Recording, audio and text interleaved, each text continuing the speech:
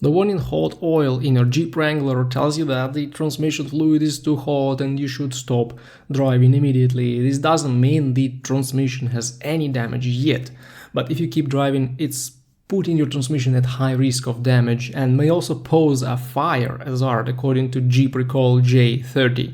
The bulletin for this recall campaign says that there is nothing you should do, just stop and wait till the transmission oil cools down and then continue driving. Actually, the recall covers the 2007-2008 model years of the Wrangler and offers a software update to add this hot oil warning function, which apparently wasn't a part of standard equipment for those years. But the actual solution is a bit more complex.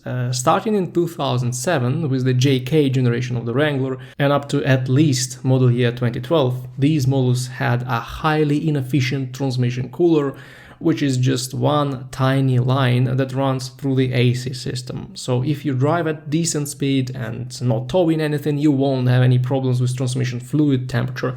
But once you go off-roading or attach a heavy trailer, chances are high you will see the hot oil message sooner or later. The solution is pretty straightforward. You can install an external transmission fluid cooler.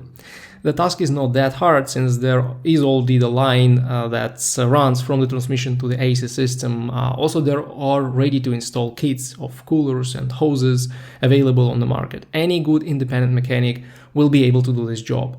What's more, the installation of an external cooler for the transmission fluid will significantly prolong the life of the transmission, letting it run on colder temperatures and having less wear and tear on it, especially when you are off-roading.